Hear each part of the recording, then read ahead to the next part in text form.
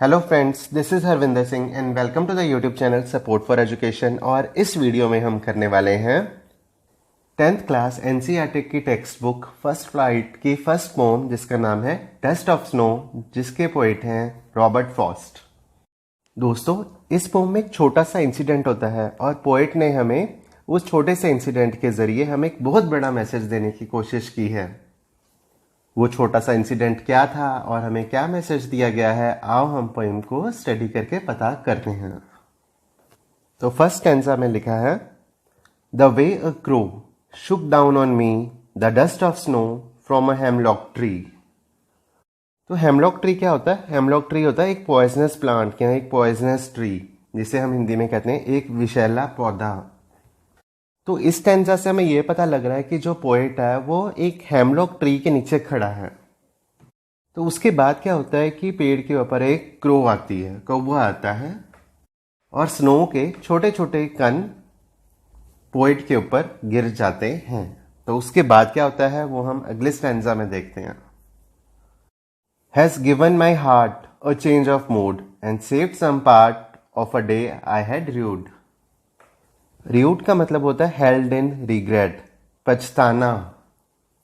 तो dust of snow गिरने से क्या हुआ कि पोएट का मूड है वो चेंज हो गया।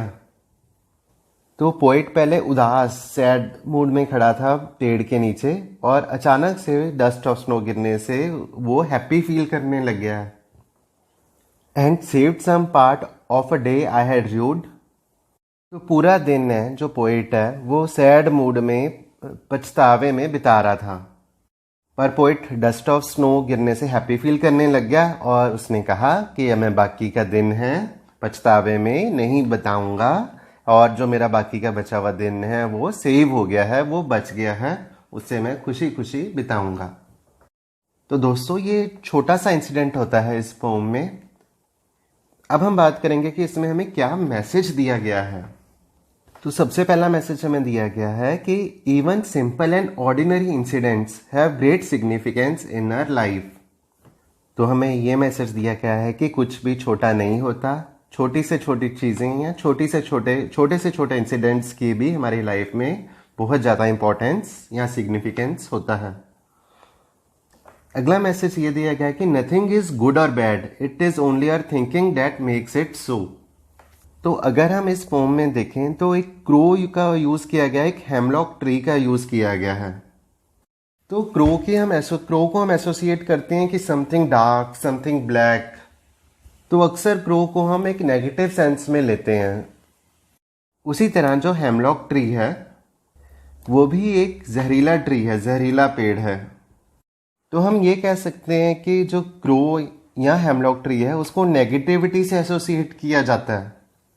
पर इस पोम में क्या हुआ है, इस पोम में जब पोएट हेमलॉक ट्री के नीचे खड़ा है और क्रो ने जब डस्ट ऑफ स्नो शेक की, तो पोएट का negative mood, sad mood, happy mood positive mood में बदल गया। तो हम ये कह सकते हैं कि जो नेगेटिव चीज़ों का सिंबल माना जाता है, जैसे कि क्रो या हेमलॉक ट्री, बट उन नेगेटिव चीज़ों के सिंबल की वजह से पोइट की जो नेगेटिविटी है वो कम हो गई, उसका मूड हैप्पी हो गया। तो यही हमें पोइट कहना चाहते हैं कि नथिंग इज गुड और बैड, कि कोई भी चीज़ अच्छी या बुरी नहीं होती। It is only our thinking that makes it so. ये सिर्फ हमारी थिंकिंग, हमारे मन में होता है कि कोई चीज़ अच्छी है या कोई चीज़ बुरी है, और हम इसी अपने मन की वजह से किसी चीज़ों को नेगेटिव मान लेते हैं। जैसे कि कई लोग है बिल्ली के रिश्ते काटने को नेगेटिव मान लेते हैं, कई लोग छींकना, स्नीज करने को नेगेटिव सिंबल मान लेते हैं। बट पोइट कहते हैं कि it is only our thinking that makes it so. और एक और मैसेज दिया गया है हमें इस पोम में। वो मैसेज है कि life is full of problems and obstacles, कि ज़िंदगी में हमारे प्रॉब्लम्स और मुश्किलें आएंगी ही। We should try to solve them rather than sitting and regretting, कि हमारी ज़िंदगी में प्रॉब्लम्स और ऑब्स्टिकल्स, चुनौतियाँ या मुश्किलें वो आएंगी ही। तो उस केस में हमें उन प्रॉब्लम्स को सॉल्व करने की, उन मुश्किलों को दूर करने की कोशिश करनी है, ना कि उस समय बैठ के पछतावा या रिग्रेट करते रहना है। तो दोस्तों, ये थी poem dust of snow. Question answer करने से पहले हम इस पोम के थोड़े स्ट्रक्चर के बारे में जान लेते हैं। सबसे पहले हम बात करेंगे राइमिंग स्कीम की। तो हम फर्स्ट आंसर को देखें तो फर्स्ट लाइन का लास्ट वर्ड है क्रो, सेकंड लाइन का मी, थर्ड लाइन का स्नो और फोर्थ लाइन का ट्री। तो हम देखें कि क्रो और स्नो की जो राइमिंग है वो मिल रही है और मी और ट्री एक ही साउंड कर रहे हैं। तो हम ये कह सकते हैं कि फर्स्ट स्टैंजा की राइमिंग स्कीम है ए बी ए बी। भी क्रो और स्नो में ए साउंड आ रहा है, एक ही तरह का साउंड आ रहा है और मी और ट्री में भी एक ही तरह का साउंड आ रहा है। उसी तरह सेकंड स्टैंजा देखें तो हार्ट की राइमिंग पार्ट के साथ मिल रही है और मूड की राइमिंग फ्यूड के साथ मिल रही है। तो सेकंड स्टैंजा की भी राइमिंग स्कीम है ए बी। और अब हम बात करते हैं फिगर ऑफ स्पीच की। तो हम सेकंड स्टैंजा की फर्स्ट लाइन देखें हैज़ गिवन माई हार्ट। तो इसमें हम देखते हैं कि एच की जो साउंड है, एच कॉन्सोनेंट की जो साउंड है वो रिपीट हो रही है हैज़ में भी और हार्ट में भी। उसी तरह जो सेकंड स्टैंजा की थर्ड लाइन है एंड सेव्ड सम पार्ट, तो उसमें एस वाली साउंड है जो कॉन्सोनेंट साउंड है वो रिपीट हो रही है सेव्ड और सम में। तो ये जो फिगर ऑफ स्पीच है इसे एलिट्रेशन कहा जाता है, जब एक ही कॉन्सोनेंट साउंड एक किसी पोएम की लाइन में बार बार रिपीट होती है। तो इन दो लाइंस में जो फिगर ऑफ स्पीच का यूज किया गया है वो है एलिट्रेशन। तो दोस्तों ये थी इस पोएम की एक्सप्लेनेशन। अब हम करेंगे इसके क्वेश्चन आंसर्स। क्वेश्चन है what is the dust of snow, what does the poet say has changed his mood, how has the poet's mood changed. तो इसमें यह पूछा गया कि डस्ट ऑफ स्नो क्या होता है और पोएट का मूड है किस चीज ने चेंज किया और पोएट का मूड है वो चेंज कैसे हुआ। तो इसका आंसर है a dust of snow means fine particles of snow. This dust of snow changed the poet's mood, the poet's mood change from that of dismay to joy. तो इसका ये मतलब है कि डस्ट ऑफ स्नो का मतलब होता है फाइन पार्टिकल्स ऑफ स्नो और डस्ट ऑफ स्नो ने ही पोएट का मूड है वो चेंज किया। तो पहले पोएट डिसमे बुरा फील कर रहा था और बाद में वो जॉय खुशी महसूस करने लगा। अब इस क्वेश्चन का जो अगला पार्ट था how has the poet's mood changed, तो उसका आंसर है the poet was initially feeling sad but when the dust of snow fell on him his perspective changed, he started feeling optimistic, he considered that the fall signalled something good and full of Joy. Thus he started thinking of the day in positivity ahead. तो पहले poet है वो sad feel कर रहा था, बुरा feel कर रहा था, उदास फील कर रहा था, पर जब उसके ऊपर डस्ट ऑफ स्नो गिरी तो उसका नजरिया बदल गया, वो पॉजिटिव फील करने लगा। उसे लगा कि डस्ट ऑफ स्नो गिरने का मतलब है something good and full of Joy. तो जो बाकी बचा हुआ दिन था उसके बारे में वो पॉजिटिवली सोचने लगा। अगला क्वेश्चन है how does Frost present nature in this poem. The following questions will help you to think that of an answer. What are the birds that are usually named in poems? Do you think that crow is often mentioned in poems? What images come to your mind when you think of a crow? Again, what is a hemlock tree? Why doesn't the poet write about more beautiful trees such as maple or oak or pine? Do the crow and hemlock represent joy or sorrow? What does the dust of snow that the crow shakes off hemlock tree stand for? तो इसमें यह पूछा गया कि Robert Frost ने nature को इसमें कैसे रिप्रेजेंट किया इस पोइम में। और उसके बाद हमें कहा गया कि इन क्वेश्चंस के आंसर करने से हमें इसके बारे में ज़्यादा पता लगेगा कि अक्सर पोइम में कौन से बर्ड्स, कौन से पक्षियों का जिक्र किया जाता है। तो क्या आपको लगता है कि क्रो, कौवे का भी जिक्र पोम्स में होता है? और आपके मन में क्रो के बारे में सोच के क्या विचार आते हैं? सेकंड पार्ट में हमें पूछा गया है कि हेमलॉक ट्री क्या होता है और कवि ने, पोइट ने हेमलॉक ट्री के बारे में क्यों लिखा, जो ब्यूटीफुल ट्रीज है मैपल या ओक या पाइन ट्री, इसके बारे में क्यों नहीं लिखा।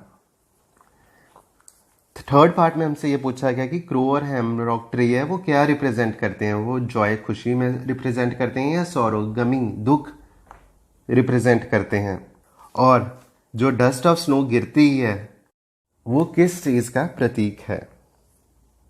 तो आओ हम इसका आंसर करते हैं।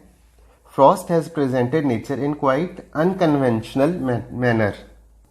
तो रॉबर्ट फ्रॉस्ट ने नेचर को बहुत ही अपरंपरागत मैनर में रिप्रेजेंट किया कि इस टाइप से लोग नेचर को रिप्रेजेंट नहीं करते। While in other nature poems we come across birds such as nightingales और sparrows, Frost has used a crow in the pome.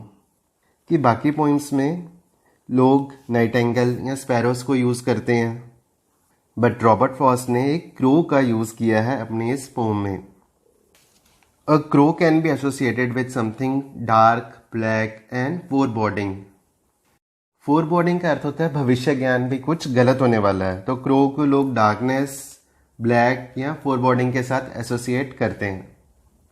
Second part था हेमलॉक ट्री के बारे में कि वो क्या होता है, तो इसका आंसर है hemlock tree is a poisonous tree. वो एक विषैला पौधा है। The poet wants to symbolise the feelings of sadness and regret, which is why he had used a hemlock tree. तो पोएट इस पोम में सैडनेस, उदासी और रिग्रेट, पछतावे की फीलिंग्स को सिंबलाइज करना चाहता था, इसलिए पोएट ने हेमलॉक ट्री का यूज किया है। तो थर्ड क्वेश्चन है, what do the crow and hemlock represent, joy और sorrow? What does the dust of snow that the crow shakes off hemlock tree stand for? तो इसका आंसर हम करते हैं। The crow and hemlock tree represent sorrow. The dust of snow that is shaken off the hemlock tree by the crow stands for the joy for frost experiences. He has therefore used an unconventional tree and bird in order to contrast them with joy in form of sorrow. तो इसमें यह क्या कहा गया है कि जो crow और हेमलॉक ट्री है वो सौरो को रिप्रेजेंट करते हैं, पर जो पोइट के ऊपर डस्ट ऑफ स्नो गिरती है उसकी वजह से जो पोइट है रॉबर्ट फ्रॉस्ट वो जॉय एक्सपीरियंस करता है। तो इसलिए पोइट ने अनकन्वेंशनल ट्री और अनकन्वेंशनल बर्ड का यूज़ किया है ताकि उस सौरो का कंट्रास्ट कर सके with the joy in the form of snow. और दोस्तों इसका जो नेक्स्ट क्वेश्चन है, have there been times when you feel depressed और hopeless, have you experienced a similar moment that change your mood that day? तो इसमें आपको अपने लाइफ के एक्सपीरियंस के बारे में लिखना है। हम चाहते तो अपने एक्सपीरियंस से भी इसका आंसर कर सकते थे, पर क्योंकि हर किसी का एक्सपीरियंस है वो डिफरेंट होता है, तो इसलिए हमने इस क्वेश्चन का आंसर नहीं किया। तो इसका आंसर आप खुद कर सकते हैं। अब हम करते हैं last question. A simple moment proves to be very significant and saves the rest of the day of the poet from being wasted. Explain on the basis of the poem dust of snow. या directly अगर पूछना हो तो what message does the poet conveys in the poem dust of snow? तो इस pome से हमें क्या मैसेज मिलता है? तो इसका आंसर है, in this poem the poet tries to convey that even simple and ordinary incidents have great significance in our life. Nothing is good और bad, it is only our thinking that makes it so. Life is full of problems and obstacles, we should try to solve them rather than sitting and regretting. तो ये सभी बातें हम पहले ही explain कर चुके हैं। देखते हैं इसके बाद क्या लिखा है आंसर में। Sometimes unimportant things change the meaning of life. A simple action of a crow who shook off the dust of snow on the poet taught him a great lesson. The poet realized that he had wasted his day in repenting rather than doing some useful activity. Repenting का मतलब होता है पछताना। तो इस poem में हमें poet ने ये कहा है कि जो सिंपल और ऑर्डिनरी इंसिडेंट्स का भी हमारी लाइफ में बहुत बड़ा सिग्निफिकेंस होता है, और कुछ भी अच्छा या बुरा नहीं होता। जो हम सोचते हैं, हमारी सोच से ही वो चीज़ अच्छी या बुरी बनती है। और लाइफ में प्रॉब्लम्स आती रहती हैं, तो हमें प्रॉब्लम्स को सॉल्व करने की कोशिश करनी चाहिए, ना कि बैठ के पछताना चाहिए। कभी कभी कुछ अनइम्पॉर्टेंट चीज़ों का भी हमारी लाइफ में बहुत बड़ा मीनिंग होता है, जैसे कि उस क्रो का सिंपल एक्शन, वो एक छोटा सा एक्शन था कि उसने डस्ट ऑफ स्नो पोइट के ऊपर गिराई, पर उसी छोटे से इंसिडेंट से पोइट को एक ग्रेट लेसन सीखने को मिला। तो उस इंसिडेंट से पोइट ने ये रियलाइज़ किया कि उसने अपना जो पूरा दिन है वो पछतावे में वेस्ट कर दिया, तो उसको अपना दिन है किसी यूजफुल एक्टिविटी में स्पेंड करना चाहिए था, ना कि पछतावे में अपने दिन को वेस्ट करना चाहिए था। तो दोस्तों, मुझे पूरी उम्मीद है कि अगर आपने ये वीडियो पूरी देखी है तो ये पोम आपको बहुत ही अच्छी तरह से समझ आ गई होगी। और अगर इससे कोई भी क्वेश्चन आ जाता है आपके पेपर में तो आप उसका जो आंसर है बहुत ही इजीली कर सकते हो। मिलेंगे आपसे अगले वीडियो में पोम फायर एंड आइस के साथ। तब तक बाय बाय, टेक केयर।